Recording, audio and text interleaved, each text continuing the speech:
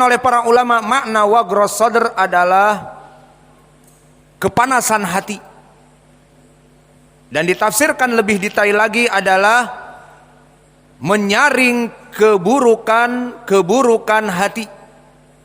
Maka hati-hati kita ini, ya ibadallah, kadang-kadang menjadi buruk.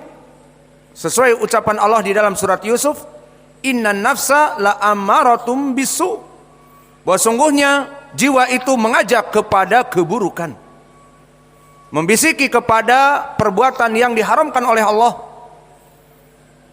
Maka di sini dengan kita melaksanakan puasa seperti hadis ini, man shoma ayyam sabr wa thalathata ayyam fi kulli syahr yudhibu wagras sadr. Barang siapa yang berpuasa Ramadan 30 hari dan di setiap bulannya berpuasa 3 hari ayyamil bid, maka yudhibu wagras sadr, menjauhkan kepanasan hati, menjauhkan keburukan penyakit hati. Maka di sini kita introspeksi kepada diri kita.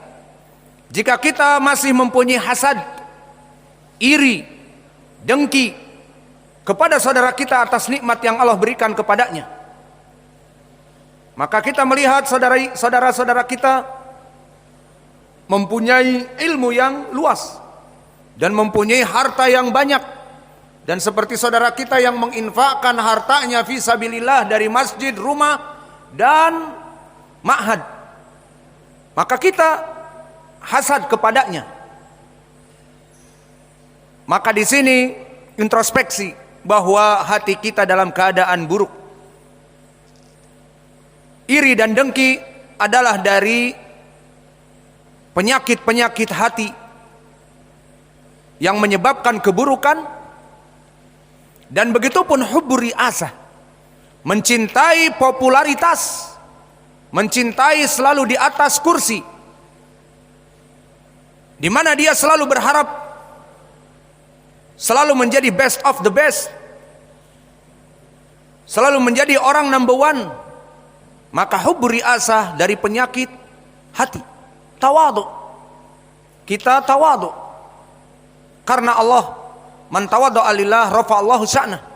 Barang siapa yang bertawadhu, merendahkan diri karena Allah, Allah akan mengangkat derajat kita.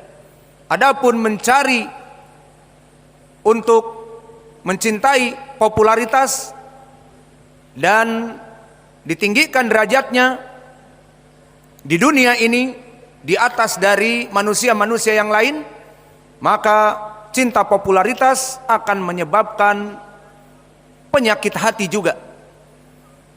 Dan iri dan dengki dan hubbur ri'asah dan bakhil, maka beristiadahlah dari sifat bakhil.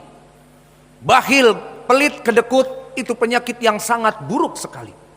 Di saat kita mengetahui saudara kita di depan mata kita membutuhkan pertolongan, maka kita tidak mau untuk memberikan sepeser pun dari apa yang Allah mudahkan kepada kita, maka itu sifat yang buruk.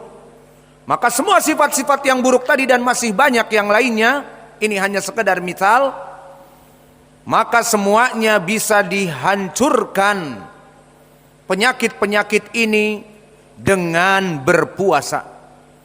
Maka dari keutamaan berpuasa, barakallahu fikum, yudhibu wagras sadr, di mana dia menjadikan manusia hati-hatinya itu jauh dari keburukan-keburukan hati, jauh dari penyakit-penyakit hati. Adapun hadis ini barakallahu fikum telah diriwayatkan oleh Imam Ahmad dan Imam Ibnu Abi Syaibah, yang mana sanadnya bertumpu kepada Waqi' an Qurrah ibn Khalid an Yazid ibn Abdullah ibn Sukhair anil A'rabi. Maka sahabatnya di sini al-A'rabi. Apa makna al-A'rabi? Makna al-A'rabi adalah orang Arab yang badu, yang datang dari al-Badawah, yang datang dari padang pasir. Maka orang badu yang hidup di zaman Nabi, di antaranya para sahabat, mereka hidup nomaden. Mereka hidup berpindah-pindah dengan hewan-hewan ternak mereka, mencari atharul matar, mencari bekas-bekas hujan dan air-air yang tergenang. Jika telah selesai dari gurun ini pindah kepada gurun yang lain, itulah mereka al-a'rabi. Dan karena mereka jauh dari manusia dan mereka tidak bersimbiosis dengan manusia yang lain, tidak berhubungan dengan manusia yang lain, maka mereka di dalam hadis-hadis al-a'rabi bersifat keras, bersifat jumud, beku. Maka telah datang hadis, yang hadis ini hasan lidatih dari berbagai jalan, man bada jafa, man bada jafa, barang siapa yang hidup di badawah, yang sibuk nomaden dan tidak bergaul dengan manusia, hanya dengan hewan-hewan ternaknya, jafa, maka dia akan kaku kehidupannya. Maka banyak di dalam hadis, diantaranya hadis Anas bin Malik yang muttafaqun alaih, ja'a arabiyu ilal masjid fabala fi taifatil masjid. Datang orang Arabi, orang Badui, masuk ke masjid kemudian kencing di pojok masjid. Seperti itu keadaannya. Dan di riwayat yang lain, ja'a arabiyu faqala ya Muhammad, sambil menarik-narik baju Nabi Muhammad sampai terlihat leher Nabi Muhammad membekas dari tarikan-tarikannya. Man bada jafa, barang siapa yang hidup badu, maka dia jafa, dia itu dalam keadaan jauh dari manusia sehingga kaku. Dan di sini dia meriwayatkan hadis. Tidak semua orang Arabi tidak mempunyai akal, tetapi seperti di sini dia meriwayatkan hadis. An Arabi maknanya dari Arab Badu, meriwayatkan dari Nabi Muhammad sallallahu alaihi wasallam. Dan di sini telah kami sebutkan tadi, haddatsana Waqi'. Waqi' adalah Ibnul Jarrah yang digelari At-Tinnin, sang naga atau the dragon, yang mana Waqi' Ibnul Jarrah imam muhaddis di zamannya yang mempunyai ilmu hadis dan qami'ul bidah, penampar dari kebid'ahan di zamannya, ulama ahli sunnah. Maka semua para mubtadi'in di zamannya takut dibakar olehnya, karena dia the dragon, karena dia sang naga, dibakar oleh ilmu-ilmunya. Maka kelompok ahlu sunnah dimanapun mereka berada, anytime, anywhere, maka Allah akan menolong dakwahnya seperti hadis at-Taifah al-Mansurah, la tazalu ta'ifatun min ummati zahirina 'alal haqq la yadurruhum man khalafahum wa khadalahum ila yaumil qiyamah wa hum zahirun.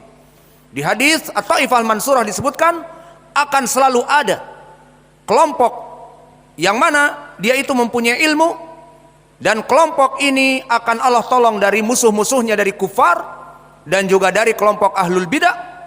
Akan selalu ada anytime, anywhere, dimanapun mereka hidup, dan mereka ditolong oleh Allah dan menjadi takut kelompok kufar dan ahlul bid'ah dari orang-orang ini. Maka Waqi' Ibnul Jarrah digelari the dragon, sang naga, karena di zamannya dia menghancurkan kebid'ahan dan ahlul bid'ah, takut semuanya. Dan begitu pun sya'nu ahli sunnah di zamannya, seperti contohnya juga Ali Ibnul Madini, gurunya Imam Al-Bukhari, seorang yang sangat luas ilmu hadisnya dan ilmu ilalul hadis, penyakit hadis.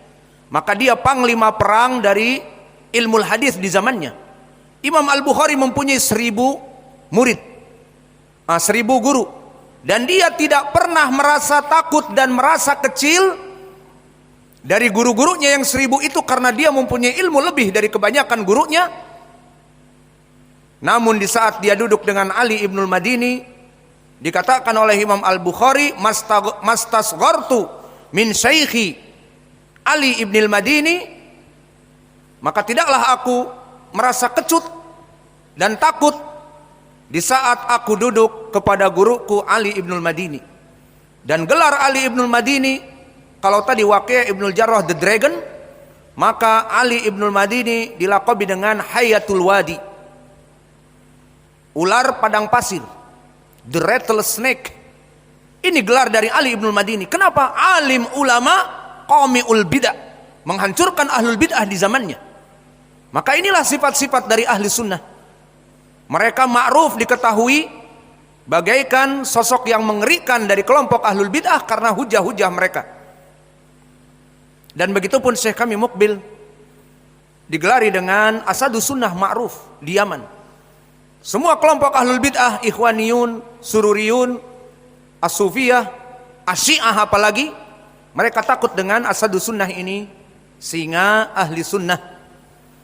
Maka Waqi' Ibnul Jarrah di sini rawi yang thiqah meriwayatkan dari Qurrah Ibnu Khalid dan dia thiqah dari Yazid Ibnu Abdullah Ibnu Sukhair anil A'rabi, dari sahabat Al-A'rabi.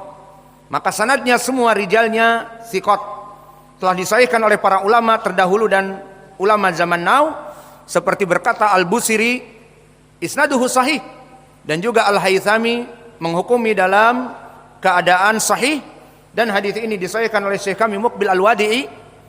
Adapun Al-A'rabi, seorang sahabi ini tidak diketahui namanya, dia hanya sekadar orang Badu. Maka apakah boleh diterima hadisnya? Naam. Seorang sahabi meskipun majhul, tidak diketahui namanya, maka tetap diterima. Berbeda dengan seorang tabi'i ataupun itba'u tabi'i dan yang setelahnya bawahnya. Jika tidak diketahui majhul, unknown, maka didhaifkan hadisnya. Karena syarat dari hadis sahih harus diketahui kedudukan periwayatannya dari ilmi jarhi wa ta'dil. Dia itu rawi yang thiqah atau rawi yang saduq, maka diterima hadisnya. Adapun unknown, tidak diketahui majhul, maka tawaqqaf al-muhadditsun dari khobarnya karena dia tidak diketahui. Bisa jadi rawi yang dhaif, bisa jadi pendusta, kadzab. Maka syarat dari hadis yang sahih, mata sala isnaduhu wa lam yusad au yu'al yarwihi adlun dhabitun an mithlihi mu'tamadun fi dhabtihi wa naqlihi. Ini berkata Al-Baikuni di dalam mandumahnya, syarat dari hadis sahih adalah diketahui hafalannya, diketahui dalam keadaan thiqah ataupun saduq, dan bersambung sanad kepada gurunya. Maka ini